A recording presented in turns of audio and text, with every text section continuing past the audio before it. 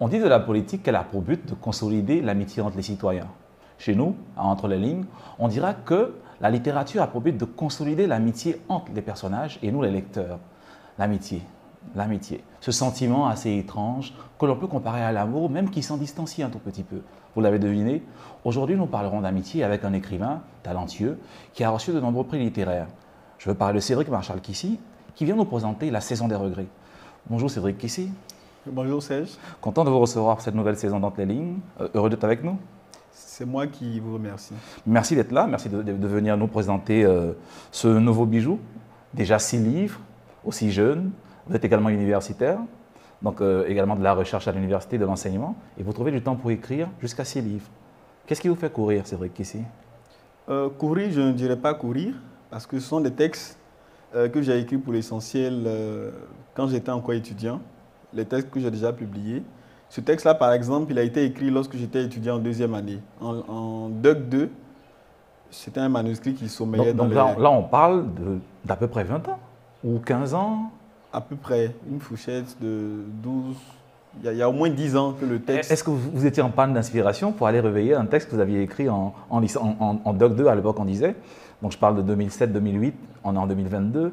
Environ 14-15 ans. Pourquoi être parti récupérer un texte déjà écrit au lieu d'en écrire un nouveau? Ce n'était pas une panne d'inspiration parce que parallèlement à ce texte, j'ai aussi publié des textes plus récents. Par exemple, un ouvrage de poésie intitulé Les larmes de la mer qui a été écrit suite à l'attaque terroriste de Bassam qui nous a tous attristés. Donc c'était un texte assez récent que j'ai publié en 2021 chez le même éditeur. Donc ce n'était pas une panne d'inspiration, mais ce texte-là, il me tenait à cœur parce que c'était ma première expérience d'écriture et j'avais vraiment à cœur de le voir se concrétiser. Donc c'est la raison pour laquelle j'ai souhaité que l'éditeur le mette en route. Très intéressant. On vous sait poète, on vous connaît beaucoup plus poète même que romancier. Donc ça veut dire que, alors qu'on vous a connu poète plus tard, vous avez été d'abord romancier. Ouais, romancier amateur, parce que je faisais mes premières armes en tant qu'écrivain. Romancier amateur, c'est vous qui le dites. On laissera les lecteurs en juger par eux-mêmes. La saison des regrets est déjà en vente dans toutes les bonnes librairies. Après cette émission, même pendant, vous pouvez déjà sortir, aller à la librairie et acheter La saison des regrets. Cédric, ici, on a parlé d'amitié, entrée de jeu dans l'émission. On sait que les écrivains ont des définitions pour tout, propres à eux. Comment on pourrait définir l'amitié ? Pour moi, j'ai coutume de dire que l'unité de mesure de l'amitié, ce sont les critiques constructives. Donc pour moi, des amis, ce sont des personnes qui, de façon objective et sans état d'âme, arrivent à se dire ce qu'elles pensent les unes des autres. Donc voici comment je définirais l'amitié. Très bien, critique constructive, très important. D'ailleurs, amitié, ce roman, c'est l'histoire d'une amitié entre deux filles. Nous sommes au lycée, à Beaunois, la ville dont vous êtes originaire, donc un roman, on va dire, régionaliste, un roman ethnique, un roman en hommage à sa région d'origine? Oui, quelque part, parce que c'est dans ce lycée-là que j'ai fait mes premières armes en tant qu'élève de la 6e à la terminale. Et j'ai trouvé que c'était un lycée assez objectif dans les évaluations. Je ne sais pas ce qui se fait ailleurs, mais les notes n'étaient vraiment pas complaisantes. Au point où, quand j'obtiens le bac, et que je me rends à l'université, j'étais sidéré de voir qu'autour de moi, certains avaient des coulantes ou des relevés de notes avec des notes 2 fois supérieures aux miennes. Oh, peut-être parce qu'ils étaient meilleurs que vous, hein, on ne sait jamais. Mais après, quand on se retrouve dans un amphi, vous vous rendez compte que quelque part, il y avait un peu de complaisance. Donc j'imagine que ces personnes sont aujourd'hui lecteurs ou lectrices. Elles auront l'opportunité de répondre certainement aux voyantes demain. Mais pour revenir au roman, on a parlé d'amitié donc qui se passe à Beaunois. Une amitié entre deux filles, deux camarades qui sont de la même classe. Et Antay et Alice. Pourquoi avoir voulu raconter une histoire autour de l'amitié? Pourquoi on n'a pas pris peut-être un seul personnage, raconter une histoire sur le parcours d'un personnage au lycée? On connaît ce genre d'histoire, étudiant qui traverse des moments difficiles pour obtenir le bac, qui va à l'université, qui réussit. Pourquoi avoir placé la focale sur 2 personnages et surtout 2 filles? Sur 2 filles parce que quelque part, c'est une histoire qui tourne en boucle. On dit souvent que l'amitié entre les filles est assez délicate. On le dit souvent, je ne sais pas si c'est à tort ou à raison qu'on le dit. Comme on le dit ici, on va laisser les lectrices et les lecteurs en juger. En effet, c'est pour cela que je dis bien qu'on a coutume de dire. Parce que, comme vous le dites si bien, chacun se fera sa propre opinion. Voilà, donc c'est de cette idée reçue-là que la fiction de ce texte se met en route. J'ai voulu questionner le rapport des filles à l'amitié. Bien sûr, avec beaucoup de subjectivité, parce que c'est un peu de ma perception de l'amitié entre filles que je décris là. Après, on verra si les filles sont de mon avis. Donc, vous voulez dire, avant de rentrer, de continuer sur la lancée, sur la réflexion sur l'amitié qu'est ce très beau roman que j'ai bien aimé, vous voulez dire que l'amitié entre les filles est plus forte que l'amitié entre hommes? Pas forcément. J'ai voulu... Donc, pourquoi le choix de filles, concrètement? C'est un choix qui s'est fait sans vraiment y réfléchir ou J'avoue que c'était surtout l'idée de départ. J'ai dit qu'autour de moi, surtout à l'université, à la fac, dans les premières années, j'entendais beaucoup d'histoires qui mettaient en avant le fait qu'il est souvent difficile pour deux filles d'être... de conserver une longue amitié? Voilà, de conserver une longue amitié. Et du coup, je me suis posé la question de savoir si cette manière d'interroger l'amitié entre filles était véritablement assez cohérent, si ça tenait la route. Très bien. Donc c'est de là que l'idée de construire un roman sur l'amitié entre filles est partie. Donc on a Ante et on a Alice, deux amis, même classe, qui prennent des cours ensemble. On ne va pas tout dévoiler, mais vraiment essayer de planter le décor, qui prennent des cours avec un répétiteur, le fameux Alfred Yoboué. Et il se trouve qu'Alfred Yoboué va tomber amoureux d'Alice. De Ante plutôt. Dante plutôt, oui, Ante. Amoureuse Dante. J'ai ici une lettre d'Alfred, une lettre, un poème, vous me direz, à fleur de lys. Il y a bien des années que je marche sur ces 1000 chemins, de mots à tout crin. Je marche en silence et le temps m'arrache, mes silences qui dansent. Alors libéré de ces silences orphelins, j'ai glissé mes lèvres sur le chemin pour te dire sans peur mon amour, cet amour qui fleurit chaque jour. Alors libéré des cordages de l'indolence, mon cœur exprimera la véhémence des tonnes joyeuses d'amour, semées sur ma vie qui s'est en amour. Tu es l'étoile qui survole mes nuits, le décibel princier qui m'éblouit. Je t'aime chaque jour davantage. J'aimerais tant que tu sois mon apanage. Tu es le sourire vivifiant qui me dessine 1000 liesses. Tu es un dama, le trésor souriant qui arrose mes rêves de tendresse. Je pense qu'on retrouve là le poète qui fait parler le personnage Alfred Yoboué, certainement, mais on en reparlera de poésie, parce qu'il y a énormément de poésie dans ce roman. Alors, parfois, on se demande, mais quel est cet étudiant en mathématiques qui parle avec autant de beauté? Je pense qu'un lecteur se demandera, mais est-ce qu'on drague encore comme ça aujourd'hui? C'est une question assez difficile, mais il me semble que la poésie n'a pas disparu de nos habitudes. Même si on a tendance à croire que ce n'est pas le cas, la poésie, elle s'est réinventée, surtout chez la jeunesse. Celle qui dit ne pas aimer la poésie, mais très souvent, pour moi, la poésie fait route avec cette jeunesse. Je vous donne juste une petite anecdote qui me fait le dire. J'ai rencontré deux jeunes filles, deux étudiantes, comme ça, à tout hasard, qui échangeaient. Je ne les connaissais pas. Et il y en a une qui demande à son ami de lui offrir un plat. Il devait être midi. C'était à la fac. Et l'autre de répondre vigoureusement, « Tu ne sais pas que mon porte-monnaie a anémié. » Voilà. Donc, quand j'ai entendu ça, ça m'a fait sourire. Je me suis dit, voilà que la poésie a encore de beaux jours devant elle. Donc, pour moi, la poésie, elle continue de nous côtoyer. Très bien, très bien. La saison des regrets, très beau récit de Cédric Machartke ici sur l'amitié. C'est un roman pour la jeunesse, mais qui peut être lu par les adultes. Mais il faut vraiment que vous courriez en librairie pour vous l'arracher. Il est encore sorti il n'y a pas très longtemps. Non, en 2021. Mais écrit alors que vous étiez étudiant. En effet. Je ne vais pas vous demander si vous avez expérimenté une amitié qui vous a poussé à réfléchir sur l'amitié. Généralement, on dit que c'est par expérience qu'on s'interroge sur un fait. Vous êtes chercheur, vous pouvez nous le dire. Mais j'aimerais savoir, alors, tant d'années pour écrire ce texte, quel a été le processus d'écriture? Est-ce qu'il y a eu un processus de réécriture ou vous avez gardé le récit tel quel pour le publier? J'ai essayé de le garder le plus fidèlement possible dans sa version originelle. C'est vrai qu'il y a eu des petites corrections. Il y a eu le dernier chapitre qui a été ajouté. J'étais toujours étudiant, c'est vrai, mais 2 ou 3 ans après la première mouture. mais j'ai vraiment essayé de garder le texte originel et original. D'ailleurs, même l'éditeur m'a encouragé dans ce sens. Très bien. Je pense que c'est une leçon pour les jeunes, c'est tous ces jeunes qui aimeraient écrire. La leçon de la patience, on va dire, la patience avant la publication. Entre-temps, poème, dans quelle mesure la poésie vous a suivi, a influencé l'écriture de ce récit-là?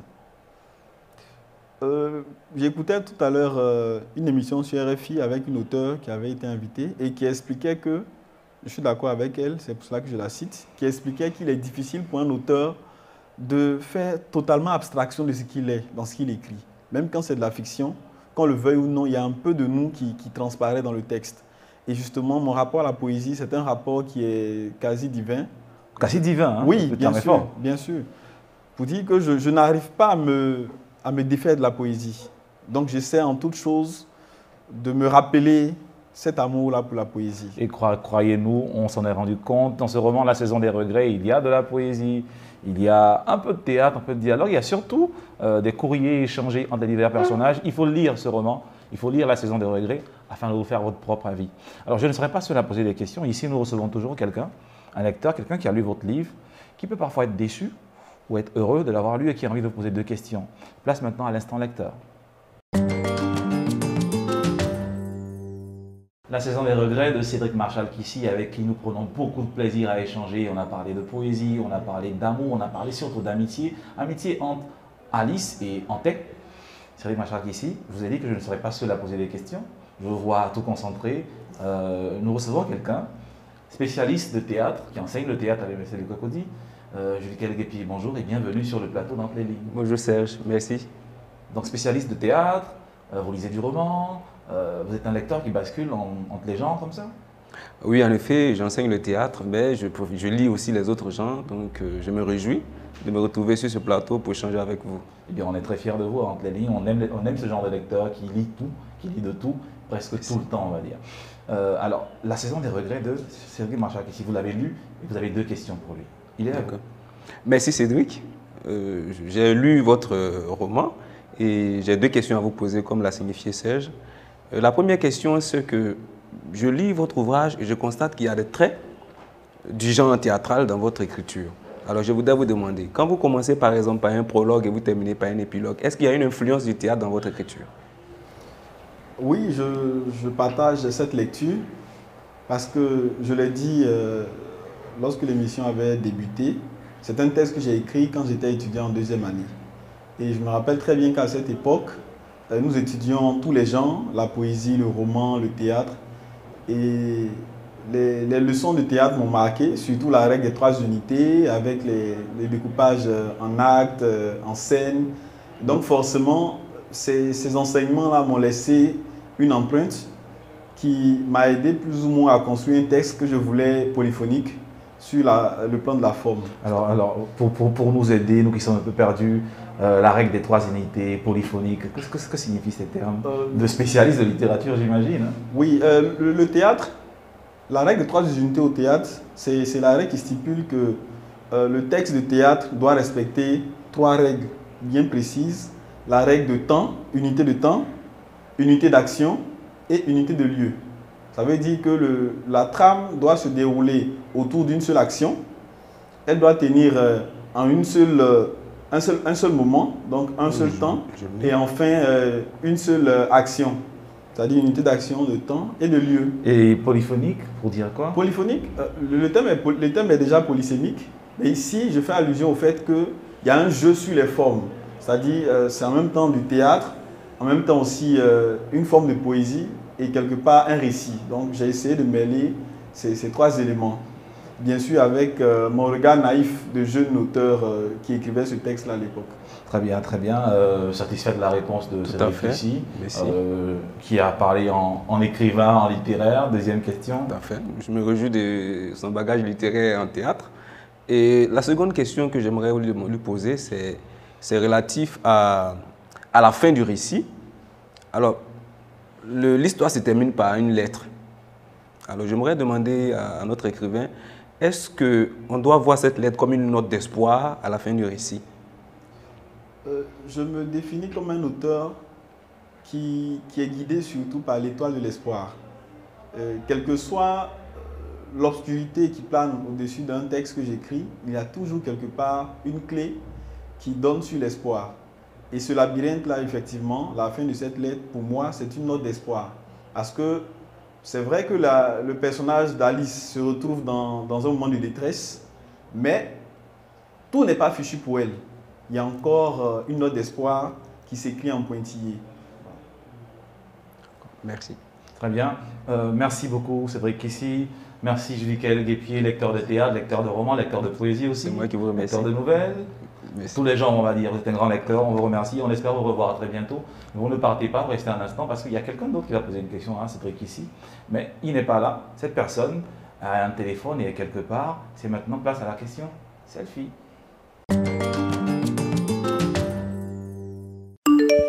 Bonjour Cédric Kissy, je suis Nadou Fallou. J'ai lu votre livre et j'aimerais vraiment savoir comment faire pour devenir écrivaine comme vous. Merci. Je vous remercie de la question. Et pour y répondre, je voudrais donner deux exemples.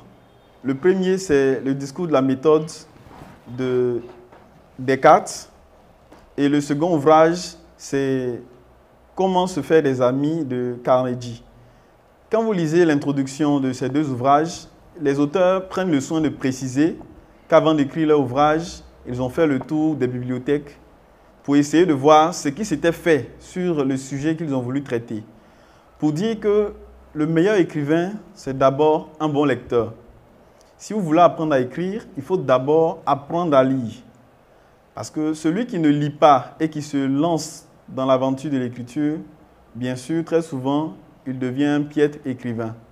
Parce que, comme le dit l'adage, il n'y a rien de nouveau sous le soleil. Tout ce qui se fait s'inspire de l'existant. Donc, commencez déjà par lire et certainement que vous allez vous faire des armes en tant que jeune écrivain ou jeune écrivaine. À côté de cela, vous allez aussi vous inspirer d'auteurs qui vous parlent, qui vous passionnent. Lisez surtout des classiques parce que les classiques sont des voix qui font autorité en la matière. Donc, c'est toujours bon de s'abreuver à leur source pour pouvoir aussi se construire une carrière d'écrivain. Donc, voici quelques conseils que je voudrais vous donner en espérant que ça va vous aider à véritablement vous lancer. Très bien, on voit bien que vous avez une bibliothèque très bien garnie. Et si vous n'avez qu'un seul texte, qu'un seul auteur à recommander, ce serait lequel?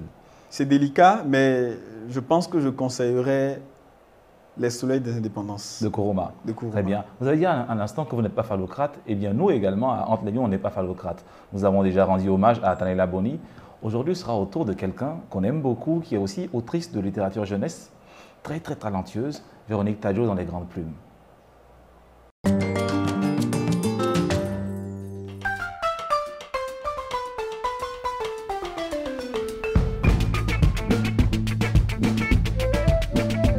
Avec la publication de Latérite, un recueil de poèmes publié en 1983 à l'âge de 28 ans, Véronique Tadjo fait une entrée remarquée dans le monde littéraire ivoirien et africain.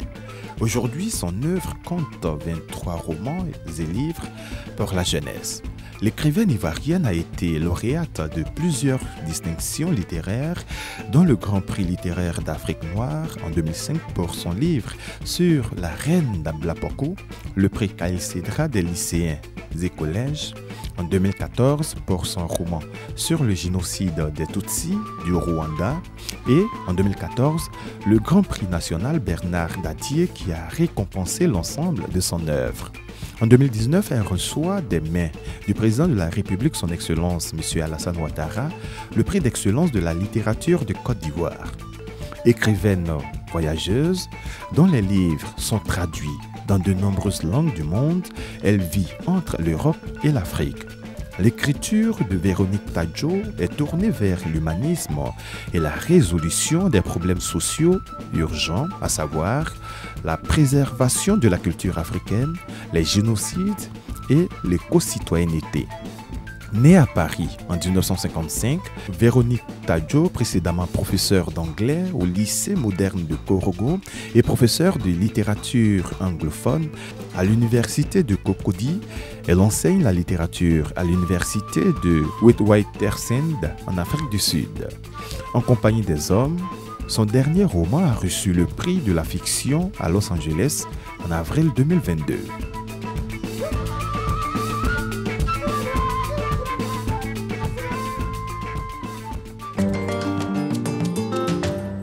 Véronique Tadjo, grande écrivaine, grande autrice, grande romancière, grande autrice de littérature jeunesse, de romans pour la jeunesse également, que vous connaissez. Je pense que je vous ai souvent vu ensemble lors d'événements. Quel est le livre de Tadjo que vous pourriez recommander aux jeunes qui regardent l'émission aujourd'hui? Ça va dépendre déjà de leur préférence en termes de genre. Parce que pour ceux qui préfèrent la poésie, je leur conseillerais le premier texte de Véronique Tadjo, La Territe. C'est le texte d'ailleurs qui la révèle. Et puis, pour ceux qui sont passionnés de fiction, je vais leur recommander l'un de ses derniers livres, En compagnie des hommes. Un texte sur le virus Ebola. C'est vraiment un hymne humaniste que je conseille. Très bien, vous l'avez dit, un humaniste, un roman également. Il ne faudra pas lire que Cédric Kessy, il faudra lire également En compagnie des hommes. Peut-être même L'ombre d'Imana de Véronique Tadjo. Cédric Kessy, très heureux de vous avoir reçu. On espère que ce n'est pas la dernière fois. Aujourd'hui, c'était le roman. Peut-être que soit pour cette saison ou la prochaine saison, vous reviendrez nous parler de poésie. On aimerait bien voir comment vous lisez de la poésie, comment vous écrivez de la poésie. J'ai toujours à l'idée ce poème d'Alfred Yoboué, celui qui va, je ne dirai pas plus. Merci Frédéric Kessy, à très bientôt. Chers lecteurs, cela a été un plaisir de partager ce moment de poésie, de théâtre et de lettres avec vous. On vous donne rendez-vous pour la prochaine émission, mais avant, pour la dernière prestation de Placide Conan, on vous dit bonne soirée et à très bientôt. Jamais je t'aime.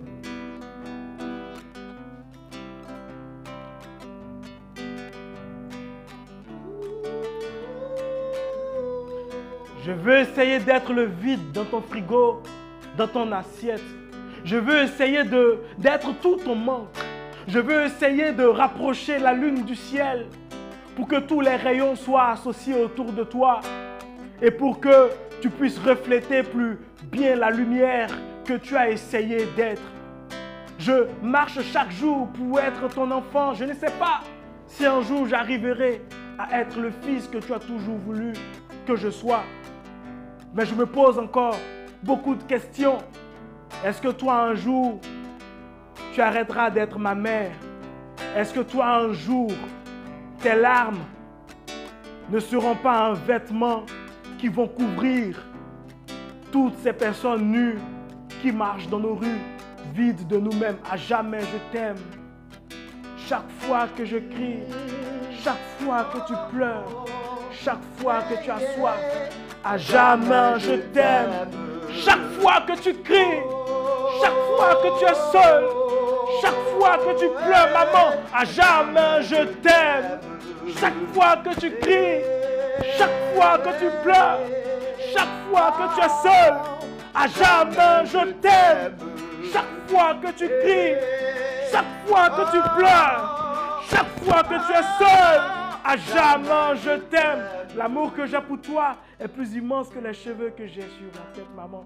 Étant dans ton ventre à ma sortie, c'est avec toi-même qu'on a coupé mon nombril. Je t'aime tellement et je n'arrive pas à semer tout l'amour que j'ai pour toi, de peur que ce monde soit rempli d'une plantation faite de ton cœur. Maman, un jour j'ai essayé de recoudre mon histoire.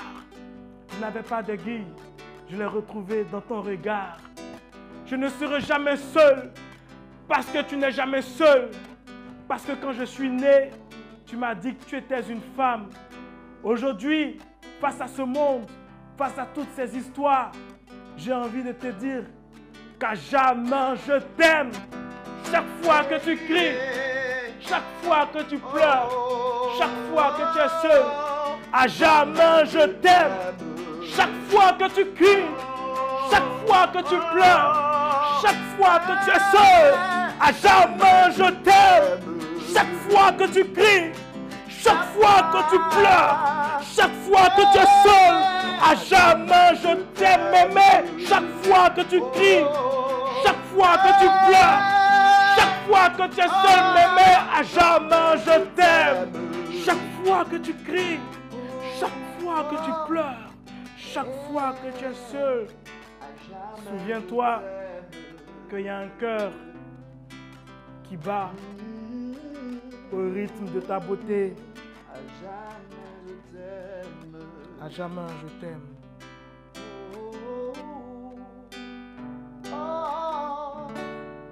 À jamais, je t'aime. Frédéric Mawata.